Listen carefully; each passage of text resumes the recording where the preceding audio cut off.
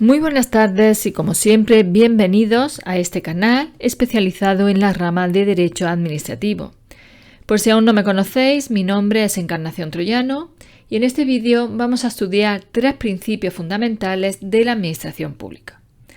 Vamos a comenzar con el principio de jerarquía, teniendo en cuenta que la jerarquía es un principio fundamental y esencial para el funcionamiento de cualquier organización pública o privada. Existen 2 condiciones que son necesarias para que pueda hablarse de jerarquía. Primero, la existencia de una pluralidad de órganos con competencia material que coincidan entre sí y que estén escalonados en diferentes niveles dentro de la estructura organizativa. Y segundo, la garantía de que va a prevalecer la voluntad del órgano superior sobre el inferior, de modo que aquel pueda en cualquier asunto dirigir, controlar y sustituir la actividad del órgano inferior, mediante la modificación o anulación de sus decisiones. Este órgano superior tiene los siguientes poderes. En primer lugar, el poder de impulso y dirección de la actividad de los órganos superiores sobre los inferiores a través de normas de carácter interno, como son las instrucciones u órdenes de servicio, teniendo en cuenta que las instrucciones y órdenes de servicio son normas que son dictadas por órganos superiores para que los órganos inferiores que dependen de ellos las cumplan, fijándoles unos criterios que deben cumplir. Solo vinculan a esos órganos inferiores que son los únicos que deben cumplirlas. Se comunican directamente a los órganos inferiores, pero a veces se pueden publicar en el periódico oficial que corresponda. Si no se cumplen por esos órganos inferiores, los actos dictados seguirían siendo válidos, pero sometidos a responsabilidad disciplinaria. Además, cuentan con el poder de inspección, de vigilancia o control sobre la actividad de los inferiores, que se ejercerá de oficio o a instancia o queja de parte interesada. Cuentan también con la facultad de anular los actos de los inferiores a través de la resolución de un recurso de alzada, con la facultad disciplinaria sobre los titulares de los órganos inferiores, con la posibilidad de delegar las competencias en los órganos inferiores o inversamente, la de abocar o resolver para ellos en determinados asuntos en los casos en que la ley lo permita. Y por último, cuentan también con el poder de resolver los conflictos de competencia entre los órganos inferiores. Por su parte, el órgano inferior tiene el deber de respeto, obediencia y acatamiento de las órdenes, y en el caso de que este deber se incumpla, dicho incumplimiento se castigaría como una falta disciplinaria muy grave de desobediencia al superior. Una vez tenemos claro el concepto de jerarquía, vamos a estudiar en qué consiste realmente el principio de jerarquía. Según este principio, una fuente o una norma prevalece sobre otra, es decir, está por encima de otra, según el rango que tenga la autoridad que la haya dictado. De tal forma que, según este principio, una norma considerada superior, porque la haya dictado una autoridad con rango superior, siempre deroga a la norma que haya sido dictada por una autoridad que tenga un rango inferior, y además, si esta norma inferior contradice a la norma superior, será nula, es decir, como si nunca se hubiera dictado. Por ejemplo, la Constitución está por encima de cualquier otra norma del sistema español.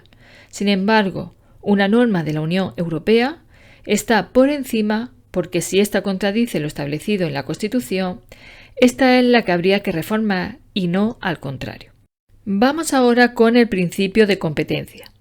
Este principio se refiere a la distribución de materias que van a ser reguladas por ciertas normas.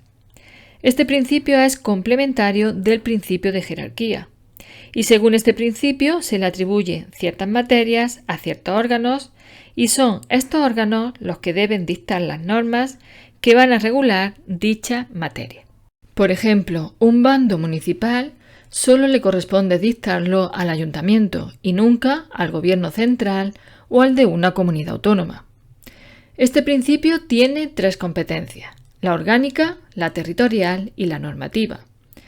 La orgánica implica la necesidad de que cada norma sea dictada por el órgano que posea la potestad normativa correspondiente para ello.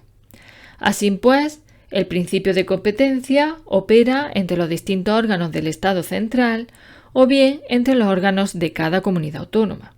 Por ejemplo, una orden ministerial es igual que otra orden ministerial en aplicación del principio de jerarquía que hemos estudiado anteriormente. Pero una orden ministerial del Ministerio de Asuntos Exteriores sobre los recursos agrícolas sería tan nula por violación del principio de competencia como una orden del Ministerio de Agricultura sobre inmigración, porque son competencias que no le corresponden. En cuanto a la territorial, el principio de competencia opera entre distintas entidades territoriales que están dotadas de autonomía política y administrativa. Por lo tanto, son válidas aquellas normas o actos que proceden de los órganos de un ente territorial cuando han sido dictadas dentro de la competencia propia del ente territorial de que se trate. Por ejemplo, un decreto del gobierno no podría establecer el sentido del tráfico en la calle de una ciudad frente a una ordenanza municipal. Igualmente, una orden del Ministerio de Agricultura no podría regular un tema agrícola que sea competencia de una comunidad autónoma, ya que ello debe regularse por una orden de la correspondiente consejería autonómica. Por último, tenemos la competencia normativa, que supone que determinadas categorías de normas tienen un ámbito material fijado por la Constitución, de tal forma que cada una de ellas podrá ejercer su fuerza normativa dentro de ese ámbito material al cual queda limitada su competencia. La infracción de este principio de competencia determina su nulidad y la correspondiente expulsión del ordenamiento por parte de los tribunales o su no aplicabilidad. Por ejemplo, un reglamento del Estado dirigido a modificar un reglamento de una comunidad autónoma es nulo e igualmente ocurre a la inversa. Vamos ahora con el último principio, que es el principio de reserva de ley. Este principio tiene dos vertientes, la material y la formal. Para entenderlo, en primer lugar debéis saber qué es un reglamento, y la forma más sencilla de definirlo es diciendo que el reglamento es una norma escrita que está por debajo de la ley y que debe ser aprobada siempre por una administración pública. En este canal tenéis un vídeo en el que explico lo que se considera administración pública y lo que no. Os dejo en la descripción de este vídeo de hoy el enlace, puesto que tener muy claro cuándo estamos ante una administración pública es la base para entender el derecho administrativo. Una vez dicho todo esto y teniendo claro las características que define al reglamento, vamos a explicar el principio de reserva de ley. Como ya he comentado anteriormente, este principio tiene dos vertientes, la material y la formal. La vertiente material se refiere a que la Constitución exige que determinadas materias tienen que ser reguladas por normas con rango de ley y nunca por reglamento. En el supuesto de que materias reservadas a normas con rango de ley se regularan por reglamento, estas serían nulas como si nunca hubieran existido. En cuanto a la vertiente formal, se refiere a que cualquier materia, por mínima o intrascendente que sea, cuando es objeto de regulación por ley, ya no puede ser regulada por un reglamento. Y hasta aquí la explicación de los tres principios básicos de la administración pública. Espero que se haya entendido cada uno de ellos. Gracias, como siempre, por estar ahí, al otro lado de la cámara, y os espero en el próximo vídeo.